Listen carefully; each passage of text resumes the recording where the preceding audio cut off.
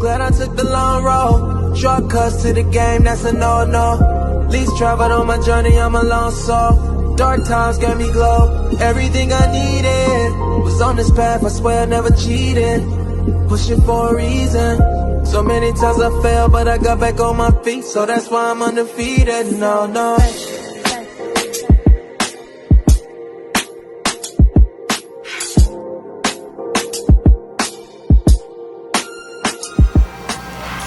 What's up, fam? It's Mike Double Mo. This is episode 5.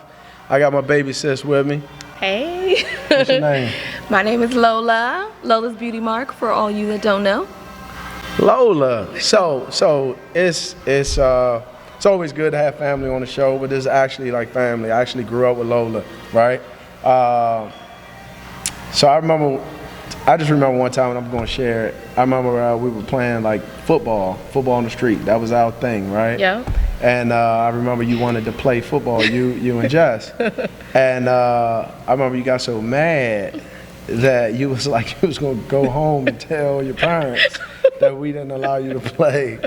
So I always think about that, and I always think it's so funny because even going to your birthday party, right? You invited like some of the neighborhood people there, and we all sat in the back while y'all was partying and everything. So we recording like we the uncles or whatever. But like it was cool. Like it was cool to see everybody, and I was asking everybody was they gonna stay, and it was like, nah, this baby Lola, like we gotta roll, like we're too old. Like so, it's funny, man. But Lola, like, can you tell us like what do you do?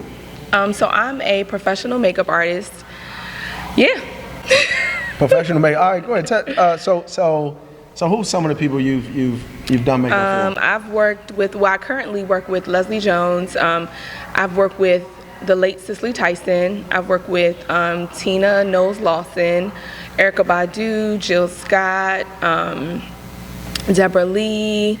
I've worked with Tiana Taylor. I've worked with Karrueche. I've worked with everybody. Countless. Everybody. Countless all right, people. Everybody. You work with everybody. That's good though. So I met Miss Tyson one time when I was at work, right? And she was on a golf cart, but she was just so nice. And it's funny, the only thing I thought about was Hoodlum. I'm like, that's the queen. That's Yes. the queen, right? Yes. Have you ever been like, no, let me ask you this. Is it ever someone that you haven't worked with that you would love to work with? No, I guess I don't put that much pressure because I feel like when you're like waiting to work with someone, you know, there's a sense of failure maybe associated if you don't get to work with that person. So for me, it's just whoever lands in my lap, whether by referral or, you know, a happenstance. But I will say she was the only celebrity that I was nervous because number one, her age. Number two, it's Cicely Tyson. And Cicely is spicy. Miss Tyson was very spicy. So just, I felt like, you know, you have a certain reverence with, you know, people of that age or like a woman of, you know, of that age. So I felt like I was sitting in front of my grandmother, and I know, you know, how much reverence I have, you know, as it relates to my grandmother. So sitting and working with her, it was just kind of like, wow, I'm literally in here with Cicely Tyson. And, you know, I worked with her on several occasions. She was spicy, she was fun. You would not know that she was in her 90s. I mean, she walked with no help, no assistance, you know, very healthy, like literally one of the healthiest people that I've ever worked with. Like, that's why she lived so long, because sis had her green juices, you know, she didn't really eat carbs, she didn't eat meat. It was just like, she was very, very strict. But and just sitting with her when I would do her makeup, it would be an all day thing. Like I would come, I would do her makeup, but then she would be like, can you just stay with me? And I'd be like, okay. So, you know, she talked about Miles Davis, she talked about, you know, her career, and she would just like teach us history lessons and how to, you know, be young women, you know, especially black young women, and especially of a woman that's of a dark complexion, like, you know, just being able to appreciate my beauty, appreciate who I was, and not to trivialize what I did, because, people who are in service industry, sometimes people trivialize what you do, like, oh, you just do makeup, or oh, you just run a gym, or you're just a trainer. But it's like people don't understand how impactful people who are in, service-driven industries are to the people that they service. So, she made me feel proud about what I did. So yeah, I enjoyed her thoroughly. Good. So I'm gonna piggyback on what you just said, right, about the whole service piece, right? Mm-hmm. And my first season, I wanted to dedicate on people outside of the artist, outside of the athlete, mm-hmm. right, that still impacts the game or still impacts the industry, right? Absolutely. So with that being said, right, how many hours, and I know sometimes you've been on set for like movies and shows mm-hmm. and things like that, like how long hours are you working a day? Ooh, I mean, the longest shoot that I probably have been on was probably 20 hours, 18 to 20 hours. One being, I worked on SNL for a season with Leslie, and when we would do night shoots, we would be on set till 3, 4 o'clock in the morning, trying to get content for the show. And then also working on Coming to America 2, we were on set for a very long time, because what people don't understand is that like things have to get shot over and over again, multiple directions, and it's like that was my first time doing a movie, and I was like, oh wow, this is very intense. Like I didn't realize all that it took to shoot a movie. But yeah, I mean, it's definitely long, can be cumbersome at times, because literally you're sitting there, you're watching a monitor, you're making sure that the person looks good on film. You're making sure that also, like, we're charged with keeping our clients like in good spirits. So not only are you, making sure she looks good on camera, like you're making sure she's in good spirits so that she's delivering her lines, like she should, and helping her. So it's a lot that comes with it. It's just not makeup artistry. Like I serve as a therapist to some of my clients. Sometimes I have to help my clients get dressed. Sometimes I got to talk them off a ledge. Like, it's a lot, but very rewarding, I would say the least. Now, are you just doing that like when you're on set, when you're working with them, or is it you also getting those calls like when you're not on set, when you're not around them, to encourage them to? Yes, I mean, I got a call today from one of my clients, male problems, and not Leslie, but and she was just like, hey girl, I'm having this situation with this guy, can I have your advice? So it definitely spans beyond sometimes set, spans beyond you working with them. Like, because I'm in such a pivotal and such a close space with the client, mm-hmm. like I learn and get to know a lot about the person outside of the talent, outside of the character, outside of the athlete. Like, I'm in your face. So essentially, and then for the most part, these women that I work with, I'm helping them get dressed. So I'm seeing them stripped down completely, and not from a nudist standpoint, but just like all the insecurities, all the complexities, everything. Like I get to see them in their raw form. And a lot of people don't get to see many artists, their talent, or, or people in the creative space in their raw, true form. And I do. So because I get to see that, I have a very personal relationship with a lot of people that I work with. So, it sounds very similar to what I talk about. What makes us different, I think, as trainers at GPT, right? Is because one, I mean, even as a trainer, period, I think your relationship with your client is always going to be pretty close, because you're catching them at times where they're vulnerable, where they feel like, hey, they want to give up on a workout, or they know they need to lose weight for, life reasons, or, I mean, just whatever the case is. Absolutely. And a lot of times in these workouts, you end up talking about things that have nothing to do with the workout, right?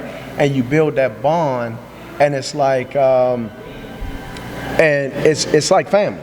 Absolutely. Like they end up, now they become your family. Now you're at the birthday parties, you had the baby showers, you had these things, and now you're called Uncle Mo and things like that. So like, you take on these jobs, right? So to hear you say that, it's crazy how similar that is. Absolutely. Now you started your whole brand from scratch. Yes. Right? Yes. Now what's some of the obstacles? And I know you faced a lot of them, but what's some of them? Some of the obstacles you faced, and how did you overcome them?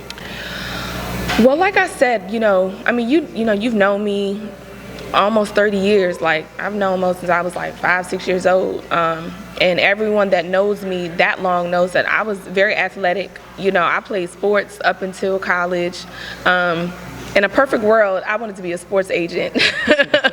That was literally my ideal career. I wanted to, go to law school and then translate and use that information to be able to work with athletes, because my brothers are athletes, my brothers, people I've grown up with were athletes, and I resonated with athletes because I was, an athlete myself, and I saw that there was a disparity in the industry and that there weren't a lot of women agents or any at all, especially when I thought of becoming one, and I thought it would be cool. And just seeing, how athletes are misled, that they manage their money poorly and things like that. But I know that a lot of athletes, especially coming from where we come from, a lot of people didn't grow up with fathers, and a lot of people resonated a lot with their mothers. And I said, it's interesting how there are not a lot of female agents, considering that men reverence women to a different regard and they listen to women. And so when you're dealing with someone that's making life decisions for you, whereby your contract and things like that, I'm like, it would make sense to have a woman, hence why they're female managers and things like that deal with athletics, especially on a collegiate or like a high school level, is because women have a way to resonate, especially with these young boys that may have, grown up without a father. But I got to college. I went to St. Mary's College in Southern Maryland. My parents didn't really want me to go out of state, so I picked a state school. And funny enough is I'm the one that started the sports management program at the college because they didn't have one. Oh, wow. And I curated my own major. They didn't have a sports management major, so they allowed me to do a poli-sci major, which most law students do.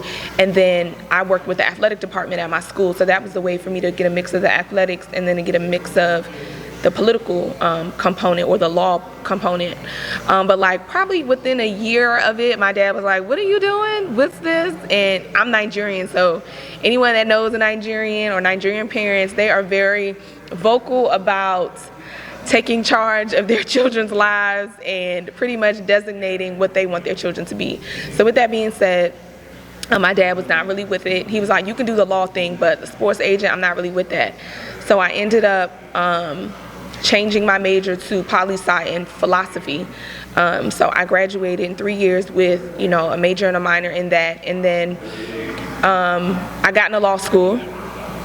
But my parents were having some financial issues, and they were like, can you take a year off and then you can go to law school? So the year that I took off, I actually started working at, Janet, because Janet, she, my cousin owned a hair salon, and she was like, hey, while you're home for the year, you can just go ahead and help me at the shop. And that was my first time in an environment where I felt empowered by women, the camaraderie. I didn't realize how much women love and appreciated their hair and how much money they spent on it, how much time and how much energy, because growing up I wore braids all the time. So I wasn't really in the salon environment. I really didn't understand it. And my mom did hair too, so outside of that, I never really was in the salon. So when I was in the salon, I was like, I really love the space and I love the environment, and I knew I wanted to do something that empowered women, or that allowed me to really resonate with women on a personal level. So after working there a year, I was like, I don't want to go to law school. And I think at that point my dad was like, all right, I've kind of orchestrated her path, this whole time throughout her academic career. Let me let her choose. And, I had brothers, and it's like, well, the guys can do what they want to do. You guys don't bully the guys into being this and being that. And I had an older sister who used to do that as a kid. I have an older sister that has degrees out the wazoo. So it's like I had to follow after my older sister's footsteps. So essentially my dad was like, look, I'm going to give you a year to do what you want to do, but after that, you're gonna have to get an advanced degree, i.e. whether that be law school or whatever. So I worked in my cousin's salon for a year, and as I'm working there, she's like, in the salon industry, women are fabulous. You're gonna have to, come in here with your makeup on. And I was like, well, I don't know how to do makeup. I'm an athlete. She's like, well, look, I'm gonna find someone to teach you. So shout out to my big sis mentor, Misha. She is the one that taught me how to do makeup, just essentially first to just put it on and to look pretty. But then ultimately I started getting a liking to it, and then the salon had closed, and she was like, hey, I think you should go into makeup. And I was like, I don't really know. And she was like, they pay really well, as long as you're making money, your parents are not gonna have anything to say. So ultimately, I ended up getting an interview at MAC Cosmetics. She kind of coached me through the process, and I got the job. And anyone knows that MAC in the early 2000s was like, the guys wanted to see a pretty girl coming to the MAC store. All the girls wanted to be in the MAC store. The MAC had the best artists. So I got a job at MAC, and I worked at MAC for probably 2 to 3 years. And my dad was like, okay, you made money, you're doing well, but I need another degree. So ultimately I ended up getting a management degree because I saw that the doors just started opening up with makeup, from a bridal perspective, from corporate clients and things like that. And then ultimately, I would say this is the hurdle that I faced. Being Nigerian, being educated, I trivialized what I did, and I was just like, I just do makeup, and I didn't feel fulfilled, or I felt like I wasn't good enough, like I had to have these degrees or work in a corporate space or have this big job. So at one point I wanted to quit and just get a corporate job, and I tried, I applied, but I had no real corporate experience because I went from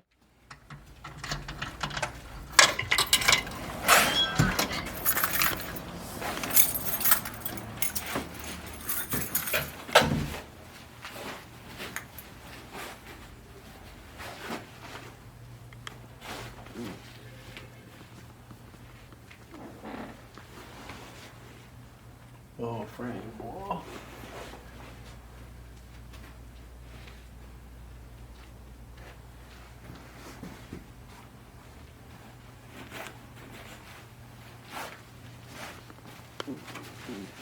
So nothing was landing, and I was, frustrated. I finished, I had my MBA, and I'm like, I have an MBA and I can't find a job.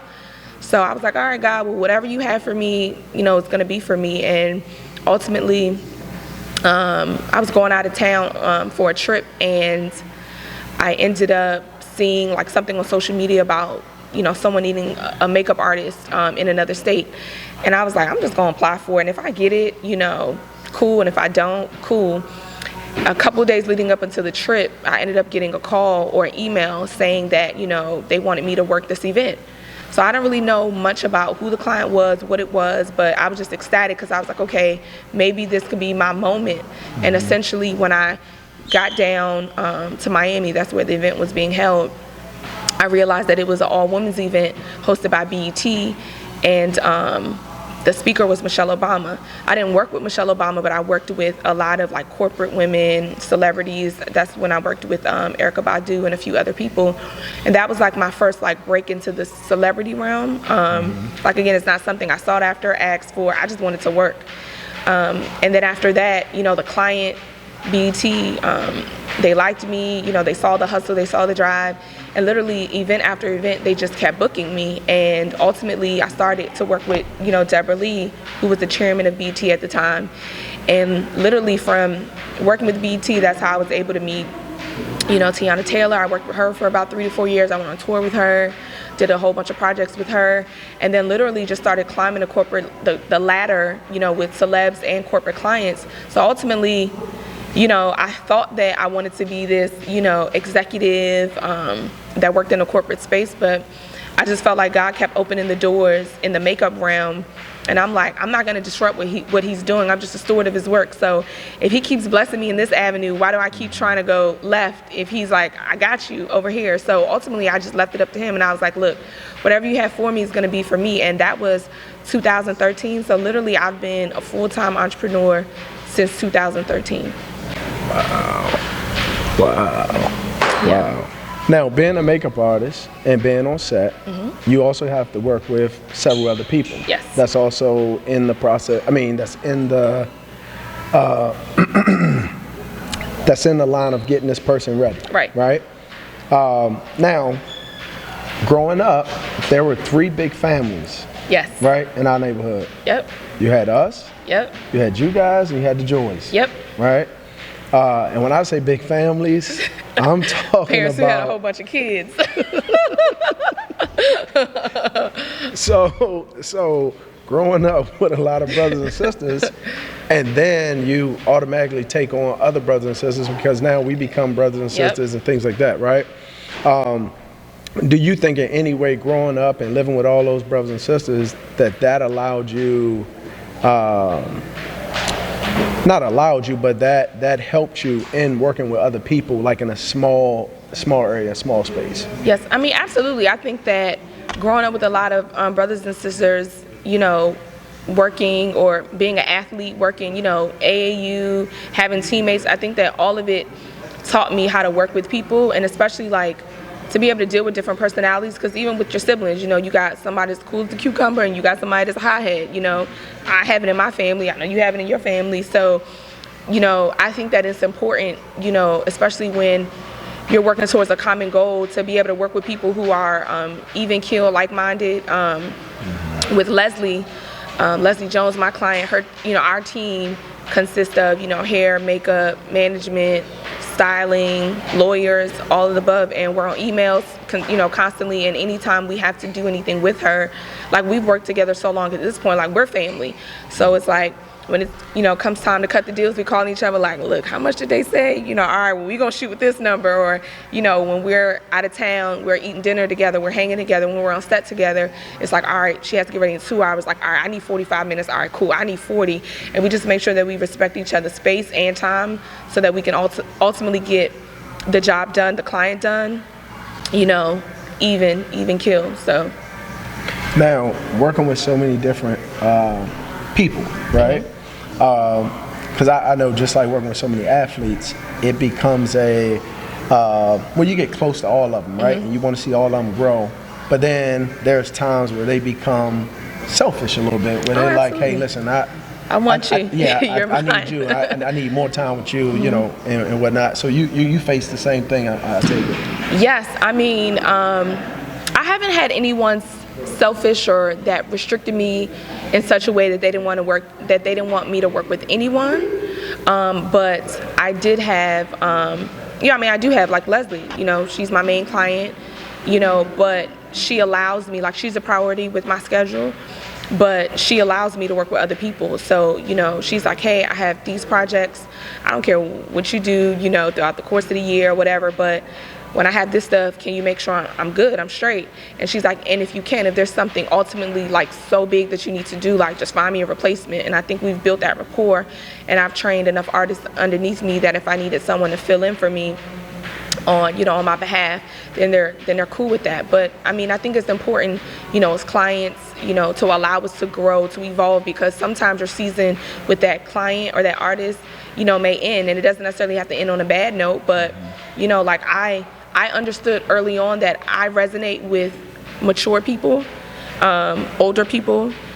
So once I realized that like I didn't really want to be in the like music industry realm. I didn't, you know, and I have clients who are artists, but I knew like what my niche was and what like I enjoyed doing, and what I enjoyed doing was working with corporate, you know, executives, women who were educated, women who could mentor me, you know, while working with them.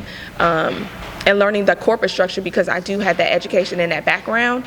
So like, you know, I had my fun with being on tour and doing the music videos and doing that, but I realized that I thrived and I evolved as a person when I started working with those type of women. So, and again, they don't stifle me, they share me, like, you know, shout out to my Fortune 500 C-suite executive, my ladies, they share me, you know, they empower me and they encourage their friends to use me, and I think that's important. You know, when I moved to New York for a period of time in 2017, and one of my clients, Keisha, literally, she sent an email to all her friends like, hey, my makeup artist Lola's, you know, she's moved to New York part-time. If you guys need her, I'll send you her information, but like, let's please encourage and empower her. You know, she even offered to like help me pay like my rent when I moved to New York. She was like, you know, I know you just transitioned here. I didn't even need the help, but just the fact that it was offered, it was like amazing, because we give so much and sometimes we don't necessarily receive all that we give. So to see someone want to see me succeed in such a way that they were willing to help me monetarily to make sure that I could survive and like live out my dream in New York was major to me. I mean, even in the pandemic, like, shout out to my big sister Natina. same. Pandemic hit, and Juliet, they were like, "You good?" And I'm like, "Yeah, I'm sure." They're like, "Are you good? You know, if you need anything, let us know. Rent, food, whatever. Are you good?" And, you know, I was overwhelmed and just like, wow. And I know they would do it, but when you just hear it, it's like, wow, like I really have people that care for me in such a way that they would do that for me. So that's dope, man. That's dope. Listen, man, we could be here all day talking, reminiscing, and things like that. And I see so many similarities in that makeup world that I see here in training, man. And man, I appreciate you making the time to come here.